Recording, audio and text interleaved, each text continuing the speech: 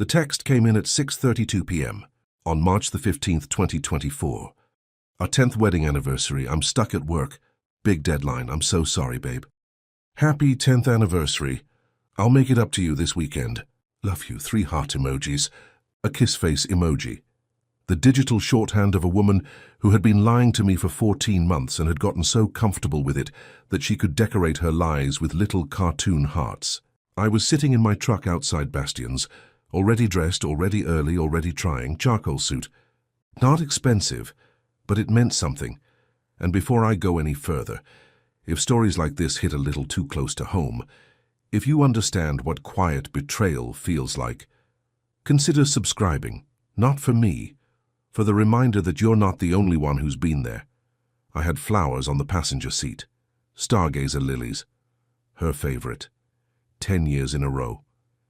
This time, I wanted to hand them to her myself, see her reaction, see if anything real was still there.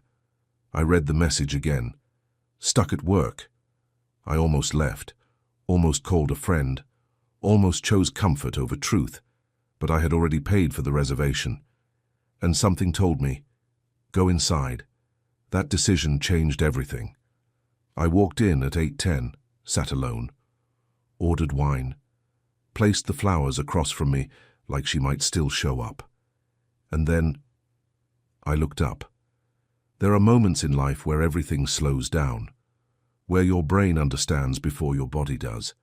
This was one of those moments. She was there, not across the room randomly, no, seated comfortably, hidden just enough to feel private, wearing the black dress I bought her, the one she said she was saving for something special. This was the special, but I wasn't part of it. She was sitting across from him, older, confident, the kind of man who doesn't ask permission. His hand was already on hers, champagne on the table, laughter in the air. And then it happened. She leaned in and kissed him. Not hesitation, not guilt. A real kiss, the kind that belongs to someone else now. Everything inside me snapped, not loudly, quietly, like a wire overheating behind a wall. I stood up. I was going to walk over there. I was going to burn the whole place down with truth, but I didn't get far. A hand grabbed my arm. Sit down. Calm voice. Too calm. I turned. A woman I'd never seen before was looking at me like she already knew how this night would end. I don't know who you are. I know who they are. That stopped me completely. I know that man. I know your wife. And if you move right now, you'll ruin everything. Everything? My marriage was already gone. But something in her tone. This wasn't guesswork. This was certainty. So I sat. She took the seat across from me, right next to the flowers I brought for my wife. My name is Vivian Hale. I'm a private investigator. And just like that, the night shifted. What I thought was betrayal, was just the surface, because what she told me next made that kiss feel small. You're looking at Sterling Mercer, she said, your wife's boss. I felt my jaw tighten, but she kept going. And their relationship isn't just an affair, it's evidence. Evidence? For a $5 million mistake. Now I was listening, really listening, because suddenly, this wasn't just about heartbreak. This was about something bigger, darker, calculated. She explained it piece by piece. Sterling, powerful, rich, twice divorced, and arrogant enough to believe he'd never get caught again. That was his pattern. And my wife? She wasn't the first, just the newest. And then came the part that hit harder than the kiss. Your wife has been receiving money. I frowned. What kind of money? $15,000 a month. Everything inside me went still. For 14 months. She slid the statement toward me. Numbers don't lie. 211, 47, 33. Hidden. From me. From our marriage. From our life. And just like that, the story changed. This wasn't just cheating. This was betrayal with structure, with planning, with intent. I looked back at her. Why are you telling me this? She didn't hesitate. Because if you stay calm tonight, you don't just walk away with pain. She leaned forward slightly. You walk away with everything. And that's when I realized The biggest mistake I could make was reacting. Because sometimes, silence isn't weakness, it's strategy. And I was about to learn that the hard way. I didn't realize it yet, but the hardest thing I was about to do was nothing. Just sit there, breathe, and watch my entire life unravel without making a sound. Vivian leaned back slightly, eyes still on me, measuring. 30 minutes, she said. That's all I need from you. 30 minutes felt like a lifetime. Across the room, my wife smiled at another man like I didn't exist. Like 10 years meant nothing. But that wasn't the worst part. The worst part was how normal she looked. No guilt, no hesitation. Just comfort. Like this had been her real life for a long time. And I had just been the background. You confront them now, Vivian continued. You get a scene. Her voice stayed level, controlled. But if you wait, you get leverage. That word stuck.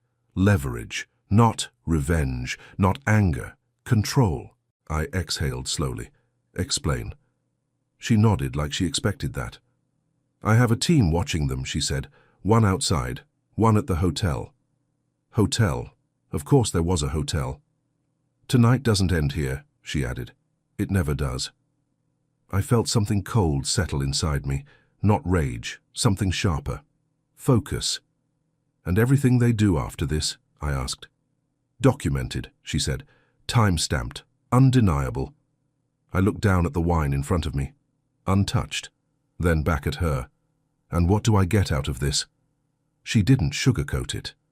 The truth, she said, and the power to use it. That hit differently, because suddenly, this wasn't just about what she did. It was about what I could do next. And right then, I made the decision.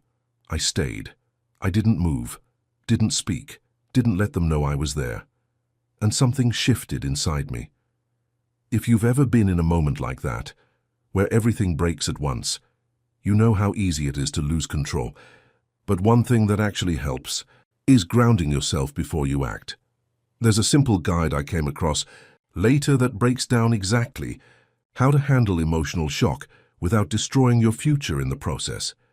It's not therapy talk, it's practical, step-by-step thinking. When your mind is chaos, I'll leave it in the description. If you ever find yourself in a situation where one bad decision could cost you everything, because that's the truth.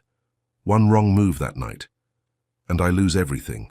My kids, my case, my leverage. So I stayed still, and I watched. The dinner ended like nothing was wrong. They stood up. He placed his hand on her back, familiar, practiced, and they walked out together. Just like that, like it was routine, because for them, it was. I didn't follow. I didn't need to. Vivian stood up calmly. It's done, she said. By tomorrow morning, I'll have everything. I nodded, but I wasn't really hearing her anymore, because the reality was settling in. Not just that she cheated, not just the money, but the time. 14 months. 14 months of lies. While I was building a life I thought was real. And that's when it hit me hardest. This wasn't a mistake. This was a decision, repeated over and over again. I stood up slowly, picked up the flowers. They felt heavier now. Pointless. Go home, Vivian said. Act normal. Normal. That word almost made me laugh, but I understood, because the real fight was just beginning. I went home that night, and everything looked the same. Same walls, same quiet, same life. But I wasn't the same man anymore. The next morning, I made one call, a lawyer, and from that moment, I stopped reacting and started building, case by case, detail by detail. Everything Vivian promised came through: photos, hotel records, bank statements, messages, not guesses, proof. And when my wife was finally served, it didn't happen in a fight. It happened in silence, in public, where truth doesn't need volume. Her reaction: panic, tears, denial. But it was too late, because here's what people don't understand about betrayal. It's not the moment you get caught that destroys you. It's the pattern that gets exposed, the months, the lies, the planning. That's what ends everything. The divorce was fast, not painless, but clean. I kept my kids, my home, my stability. She lost more than the marriage. She lost credibility. And the man she chose, he paid for it too. $5 million, and a reputation that never fully came back. But here's the part that matters most. A year later, I'm still standing. Not perfect, not untouched, but stronger. Because I didn't let one emotional moment destroy my future. And if you've made it this far, if this story felt real to you, take this as your reminder. Sometimes the strongest move is the one no one sees. And before you go, if you want more stories like this, real, raw, and honest, consider subscribing. Not just for the stories, but for the lessons hidden inside them, because you never know when you might need one.